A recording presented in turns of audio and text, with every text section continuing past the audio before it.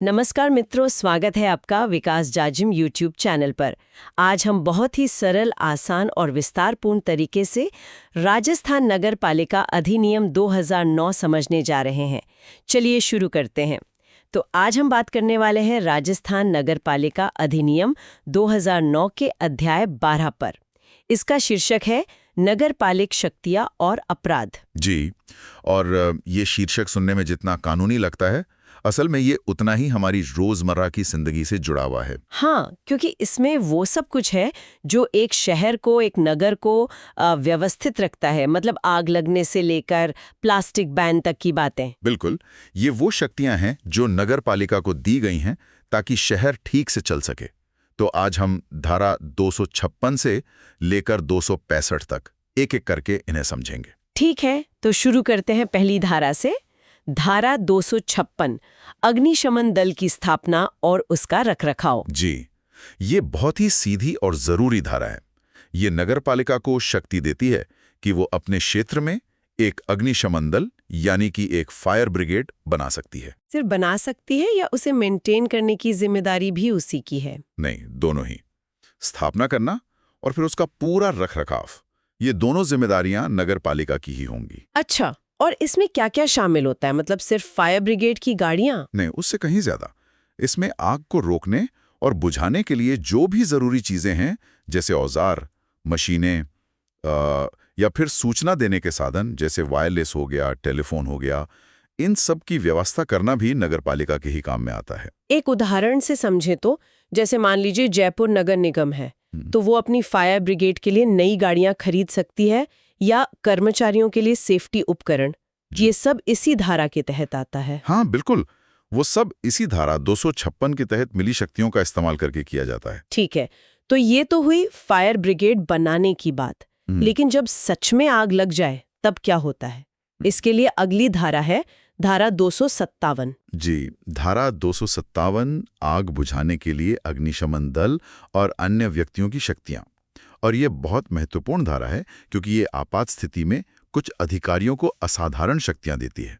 अच्छा, तो इसकी उपधारा 1 में बताया गया है कि ये शक्तियां किसके पास होती हैं? हाँ, जब भी नगरपालिका क्षेत्र में कहीं आग लगती है तो कुछ खास अधिकारियों के पास ये शक्तियां आ जाती हैं। कौन कौन है ये अधिकारी? इसमें कई लोग शामिल हैं, जैसे कोई भी मजिस्ट्रेट, नगरपालिका का कोई भी सदस्य मतलब कोई पार्षद, मुख्य नगरपालिका अधिकारी यानी सीएमओ, नगरपालिका को कोई और अधिकारी या फिर फायर ब्रिगेड का कोई सदस्य जो उस पूरे ऑपरेशन को संभाल रहा हो। पुलिस भी शामिल है इसमें? हाँ, कांस्टेबल की रैंक से ऊपर का कोई भी पुलिस अधिकारी जैसे हेड कांस्टेबल या एसआई, वो भी इन शक्तियों का इस्तेमाल कर सकता है। तो अब सबसे जरूरी सवाल, ये शक्तियां हैं क्या? खंड क से शुरू करते हैं। बिल्कुल, इस उपधारा का खंड क कहता है कि अगर कोई भी व्यक्ति आग बुझाने के काम में बाधा डाल रहा है या लोगों को बचाने में रुकावट पैदा कर रहा है, तो ये अधिकारी उसे वहां से हटा सकते हैं या हटाने का आदेश भी दे सकते हैं। जी बिल्कुल, मतलब उस जगह को खाली करवाया जा जी, सकता है। ठीक है।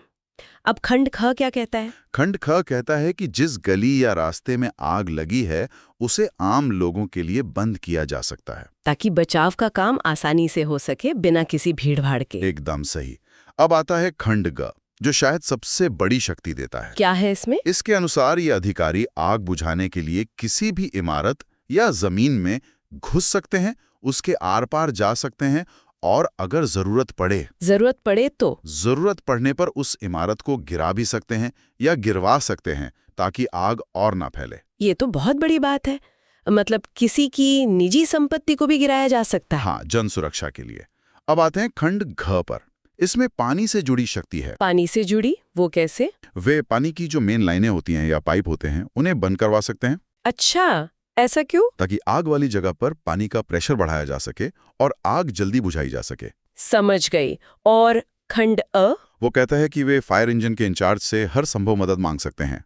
और आखिर में खंड च है, जो एक तरह से इन सब शक्तियों को समेट लेता है। वो कैसे? वो कहता है कि ये अधिकारी सामान्य तौर पर वो सभी काम कर सकते हैं जो लोगों की जान और माल की रक्षा के लिए जरूरी समझे जाएं। लेकिन एक सवाल है, अगर किसी अधिकारी ने किसी का घर गिरवा दिया और बाद में पता चला कि शायद उसकी जरूरत नहीं थी, तो क्या उस अधिकारी पर केस हो सकता है? बहुत अच्छा सवाल है। और इसका जवाब इसी धारा की उपधारा 2 में दिया गया है। अच्छा, क्या कहती है उपधारा 2? वो कहती है कि अगर किसी अधिकारी ने उपधारा 1 में बताई गई शक्तियों का इस्तेमाल अच्छी नीयत से, मतलब सद्भावना से किया है, तो उसके काम से हुए किसी भी नुकसान के लिए उस पर हर्जाने का कोई केस नहीं किया जा सकता। मतलब उसे कानूनी सुरक्षा मिलती है। जी, इसे गुड फेथ प्रोटेक्शन कहते हैं, ताकि अधिकारी बिना डरे मौके पर मुश्किल फैसले ले सकें। ठीक है, ये तो हुई आग जैसी आपदा की बात। अब आते हैं एक धीमी लेकिन बड़ी समस्या पर, प्लास्टिक। धारा 258 इसी से जुड़ी है। जी, धारा 258 प्लास्टिक थैलियों के विनिर्माण आदि को निर्बंधित करने या उस पर पाबंदी लगाने की शक्ति। तो क्या नगरपालिका अपने स्तर पर प्लास्टिक बैन कर सकती है? हाँ, बिल्कुल।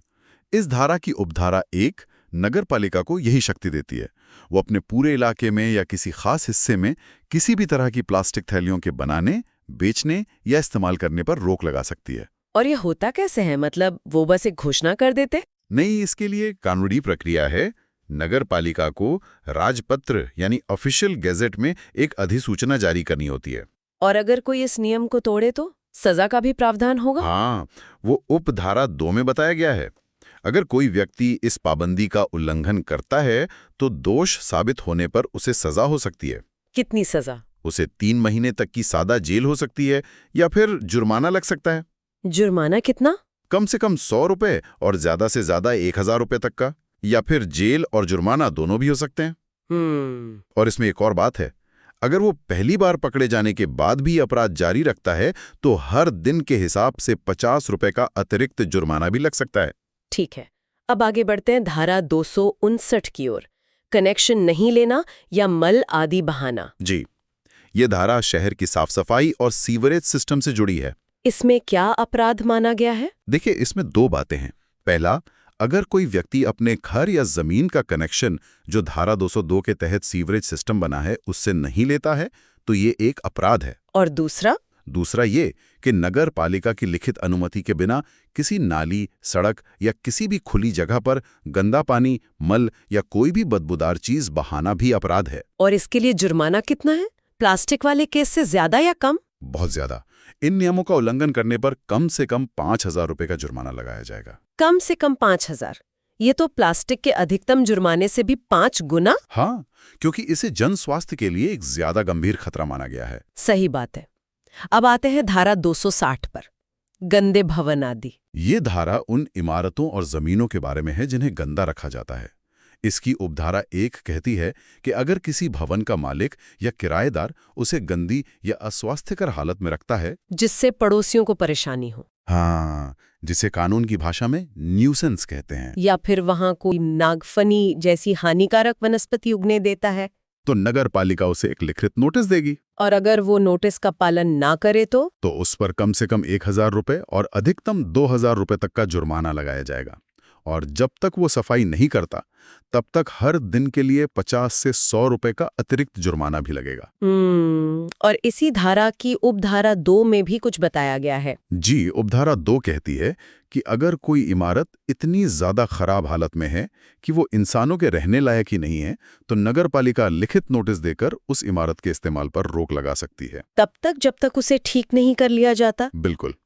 अब उपधारा 3 उन इमारतों के बारे में है जो खंडहर हैं, लावारिस हैं या खाली पड़ी हैं। अच्छा, ऐसी इमारतों के साथ क्या समस्या होती है? कई बार ऐसी इमारतें आवारा और उपद्रवी लोगों का अड्डा बन जाती हैं, या फिर वहां कोई गैरकानूनी या अनैतिक काम होने लगता है, या फिर वो सांप, चूहे जैसे खतरनाक जीवों का घर बन जाती हैं। सही कहा। ऐसी किसी भी स्थिति में उसे पड़ोसियों के लिए न्यूसेंस माना जाएगा और नगरपालिका मालिक को नोटिस देकर उसे ठीक करने का आदेश दे सकती है। और अगर मालिक फिर भी कुछ न करे तो उपधारा 4 में इसका जिक्र है शायद। हाँ, अगर मालिक नोटिस में दिए गए समय में कुछ नहीं करता तो नगरपालिका खुद उस भवन को ठीक कराएगी या जरूरत पड़ने पर उसे गिरवा भी देगी। और इसका खर्चा? इसका पूरा खर्चा मालिक से ही वसूला जाएगा। वो कैसे वसूला जाएगा?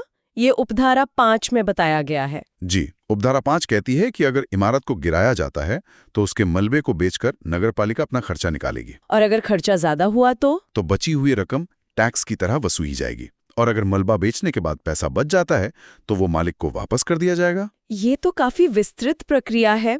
चलिए अब आते हैं धारा 261 पर, नहाने के स्थान। ये एक सरल धारा है। इसकी उपधारा 1 के अनुसार नगर पालिका सार्वजनिक रूप से नहाने, जानवरों को नहलाने और कपड़े धोने के लिए अलग अलग जगह तय कर सकती है, जैसे कोई तालाब या घाट। इसका मकसद शायद स्वास्थ्य और सफाई बनाए रखना है। बिल्कुल। और उपधारा 2 कहती है कि इससे जुड़े सभी आदेशों की कॉपी नगर पालिका ऑफिस में रखी जाएगी ताकि कोई भी उन्हें देख सके। और अगर कोई इन तय जगहों के अलावा कहीं और पानी गंदा करे तो वो अगली धारा 262 में है। हाँ, धारा 262 कलुषित जल, मतलब पानी को गंदा करना। तो इसके खंड क में क्या कहा गया है? खंड क कहता है कि जो भी व्यक्ति नगर पालिका द्वारा तय की गई जगह के अलावा किसी और सार्वजनिक पानी के सोर्स में जैसे तालाब या कुएं में नहाता है या कोई जानवर धोता है या उसे किसी भी तरह से गंदा करता है तो वो अपराधी है। और खंड ख? खंड ख कहता है कि जो कोई नगर पालिका की अनुमति के बिना किसी तालाब में कोई ऐसी चीज डालता है जिससे पानी बदबूदार या हानिकारक हो जाए, वो भी अपराधी है। और इन दोनों अपराधों के लिए सजा कम से कम 1000 रुपये और अधिकतम 2000 रुपये तक का जुर्माना। ठीक है, अब अगली धारा है 263 कुओं आदि से पैदा होने वाले न्यूसेंस का उपशमन। जी, ये धारा सीधे सीधे मच्छरों से होने वाले बीमारियों से जुड़ी है। अच्छा, वो कैसे? इसकी उपधारा 1 के अनुसार अगर नगर पालिका को लगता है कि कोई तालाब, गड्ढा या कुआं मच्छरों के पनपने की जगह बन गया है या किसी और तरह से न्यूसेंस पैदा कर रहा है, तो वो उसके मालिक को नोटिस देकर उसे भरने, ढकने या साफ करने का आदेश दे सकती है। और उपधारा 2 में नए तालाब खोदने के बारे में है। हाँ, खंड क कहता है कि नगर पालिका के लिखित अनुमति के बिना कोई भी नया तालाब नहीं खोद सकता। और अगर कोई खोद ले तो खंड ख के अनुसार नगर पालिका उसे भरने का आदेश दे सकती है या कुछ शर्तों के साथ उसे बने रहने की अनुमति भी दे सकती है, लेकिन जुर्माना फिर भी लगेगा। अब आते हैं धारा 264 पर, कतिपय प्रकार की खेती का नियमन या प्रतिषेध। ये एक दिलचस्प धारा है। हाँ, क्योंकि ये खेती से जुड़ी है। नगर पालिका खेती पर कैसे रोक लगा सकती है? वो तब जब खेती लोगों के स्वास्थ्य के लिए हानिकारक हो जाए। मान लीजिए किसी स्वास्थ्य अधिकारी की रिपोर्ट आती है कि किसी खास फसल की खेती या किसी खास खाद का इस्तेमाल या सिंचाई का कोई तरीका पब्लिक हेल्थ के लिए ठीक नहीं है। तो उस स्थिति में नगर पालिका क्या करेगी? तो नगर पालिका राज्य सरकार से मंजूरी लेकर उस पर रोक लगा सकती है। लेकिन इससे तो किसानों का नुकसान हो सकता है। हाँ, और कानून इस बात का ध्यान रखता है। इसमें एक परंतुक मतलब प्रोवाइजो है। उसमें क्या लिखा है? वो कहता है कि अगर वो खेती पिछले 5 साल से लगातार हो रही थी तो रोक लगाने से होने वाले नुकसान के लिए प्रभावित व्यक्तियों को नगर पालिका की निधि से मुआवजा दिया जाएगा। ये तो एक बहुत संतुलित प्रावधान है। जी बिल्कुल। तो आज की हमारी चर्चा की आखिरी धारा है 265 दुर्गंधपूर्ण खाद आदि को उपयोग में लाना। ये भी साफ सफाई से जुड़ा एक सीधा सा नियम है। कोई भी व्यक्ति नगर पालिका की लिखित अनुमति के बिना मल या कोई और बदबूदार खाद न तो जमा कर सकता है और न ही उसका इस्तेमाल कर सकता है। और अगर अनुमति मिल भी जाए तो अनुमति में जो तरीका बताया गया है उसी का पालन करना होगा।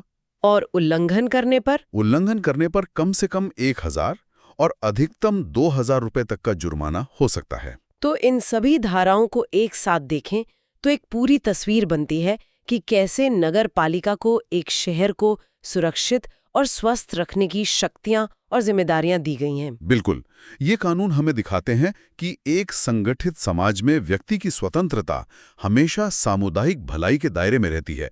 आपका घर आपका है, लेकिन आप उसे इतना गंदा नहीं रख सकते कि पड़ोसियों को परेशानी हो। ये एक बहुत ही महत्वपूर्ण बात है। ये कानून सिर्फ पाबंदियां नहीं है, बल्कि ये वो नियम है जो लाखों लोगों को एक साथ एक शहर में रहने में मदद करते हैं। सही कहा। और शायद असली सवाल ये नहीं है कि नगरपालिका क्या कर सकती है, बल्कि ये है कि एक बेहतर शहर बनाने के लिए हम और नगरपालिका मिलकर क्या कर सकते हैं। मित्रों, ये था आज का पूरा विषय। यदि ये व्याख्या उपयोगी लगी हो तो कृपया हमारे YouTube चैनल विकास जाजिम को सब्सक्राइब करें और अपने सुझाव कमेंट बॉक्स में जरूर लिखें। धन्यवाद।